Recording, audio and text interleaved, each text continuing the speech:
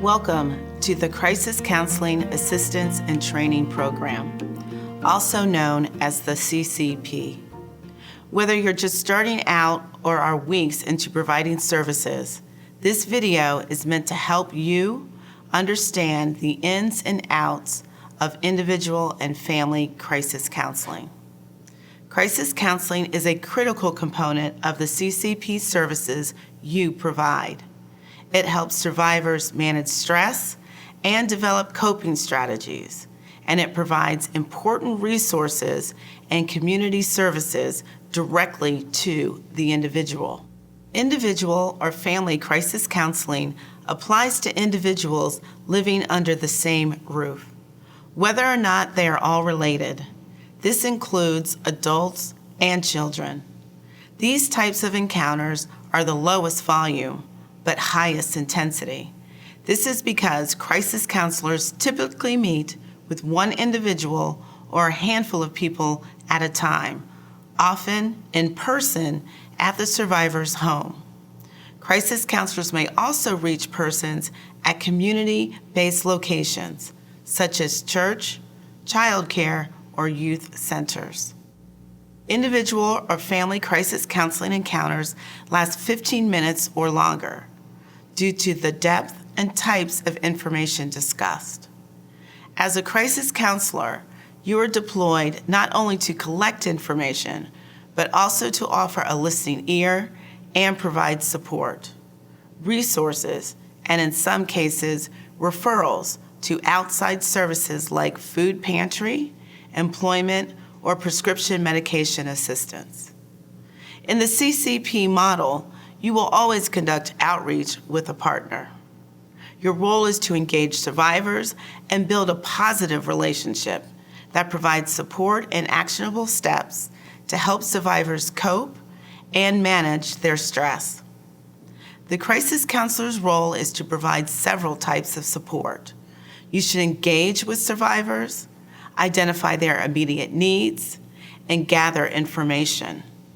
The crisis counselor should also prioritize the survivor's needs and provide practical assistance, as well as educate the survivor, provide emotional support, determine next steps, and follow up.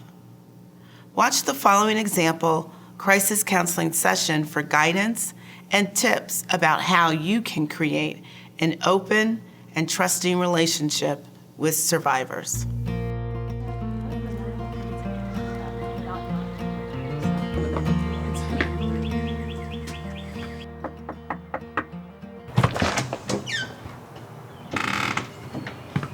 Can I help you? Hi there, my name's Jackie and this is Lynn. We're here with the State Recovery Project to provide emotional support to disaster survivors. We just wanted to check in with you and your family and see how you've been doing and see if there's anything you need. Do you have some time to speak with us? Oh, I don't know. I hear you. It's been a tough few days here since the storm. We just talked to a few families near the old elementary school who were hit pretty hard too. We're just here to listen and to support you and see how we can help. And my wife has been teaching down at that school almost 20 years now, and it's a shame it's all but gone now. Well, she's been pretty upset. I'll call her over and y'all can talk with her. That would be great. Thank you. Jerry. Thank you, Jerry. Oh, come on in. What did you notice about this interaction? You probably saw that Jackie and Lynn were both wearing State Recovery Project shirts, so it was clear that they were visiting in an official capacity. And she identified her CCP. Both made eye contact, established trust, and used open and friendly body language. Lynn responded directly to the survivor's concern and was empathetic about his wife's situation. She did not confront him with a question after question, but instead sought common ground to get him to open up. She used compassionate words such as, "I hear you." Establishing a relationship with a survivor isn't always easy to do. In times of crisis, survivors can be disoriented or withdrawn, frantic, or even confrontational, especially those in high-risk populations such as children, older adults, and people with lived experience of mental illness and substance use disorders. You can make several attempts to connect at different times of the day or days of the week. Leave behind tip sheets and other materials if a person is not willing to talk, or see if another counselor or another approach is more successful. Remember, the CCP approach to encounters is anonymous and voluntary. Not every encounter or attempted encounter can be successful, and that's okay. Honey, these are counselors. Hi. Hi, nice to meet you. I'm Jackie. Hi, I'm Michelle. Lynn, nice to meet you. Well, why don't you come on into the living room? Oh, great, thank you. And, you're taking advantage of this. Well, it does my heart good to hear that this is happening. It's nice to meet you too, Michelle. We were just chatting with your husband about how you all are doing since the hurricane and finding out how we can help. My colleague Jackie and I are crisis counselors with the State Recovery Project, and we've been going door to door to speak with storm survivors in the area.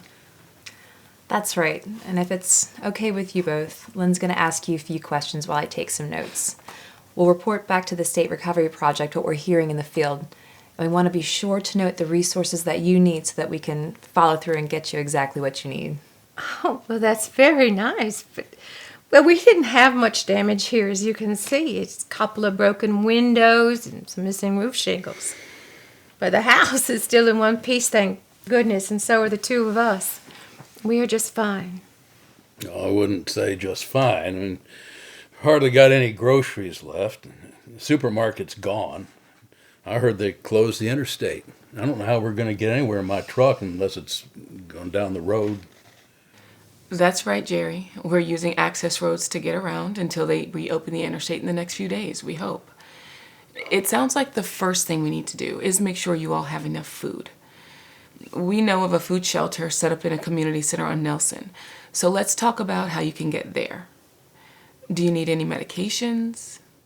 What did you notice about how Lynn and Jackie's interaction went with Michelle and Jerry? Lynn got things started by asking open-ended questions. How are you doing? And what do you need?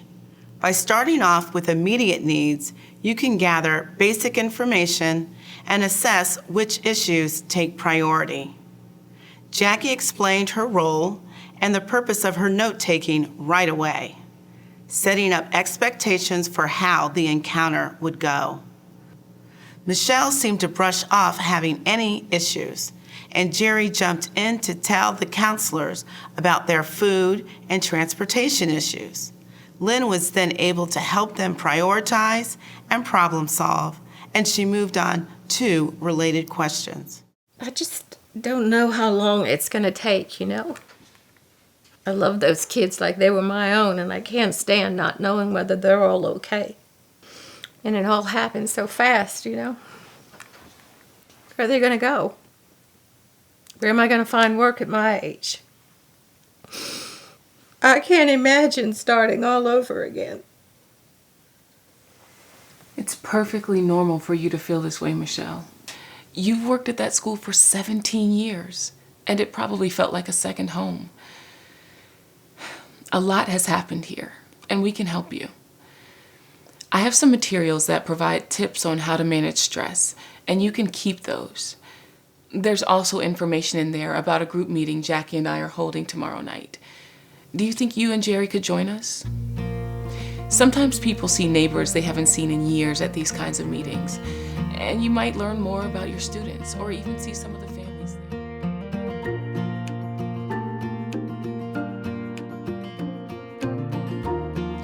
And some of those activities we talked about that can help you feel better, like knitting to help you relax and playing cards with Jerry in the evenings. We'll write those activities into this action plan. So let's go over some of the goals we came up with, okay? Is making it to a group meeting with Jerry this week still a goal that seems doable for you? Yes, it is. I think it would be a good idea for us to talk to others and see how they're doing. I know we don't have it so bad, and that makes me feel even worse for the ones who do. It's just so much to deal with. Remember how we talked about taking small steps, right? We can focus on one positive step today, and when we visit you again in a few days, you can share how this first part went and talk about the next step. What did you notice about this encounter? When Michelle began to get distraught and overwhelmed, Lynn comforted her and normalized her reaction. She read the situation and offered a caring gesture by taking Michelle's hand, which may not be appropriate in all situations, especially when taking into account various cultural practices and do's and don'ts for males and females. Lynn offered an actionable solution to Michelle's concern and fear about her students by asking the couple to join a group session. She felt that as Michelle was opening up, she wanted to talk to others and could benefit from a group dynamic. Later, Lynn recapped an action plan that she helped the couple develop to help manage their stress. You'll want to keep the following steps in mind as you build your crisis counseling skills. Normalize the survivor's reactions and provide reassurance. Remind survivors to use successful coping skills they used in the past to address their distress. And finally, decide next steps with the survivor, develop an action plan, and determine if follow-up visits are needed. Now, Michelle, remember the plan we talked about, and don't hesitate to call the hotline if you need help right away. We'll see you both again real soon. Take care. That went really well. I got some good notes that I'm going to input into our data collection mobile app on the way to the next stop. Great. In this video, we've shown you how an individual or family encounter might take place. You can revisit these ideas online or discuss them with your team members. As you work with survivors following a disaster, keep in mind that you are there to help people recover.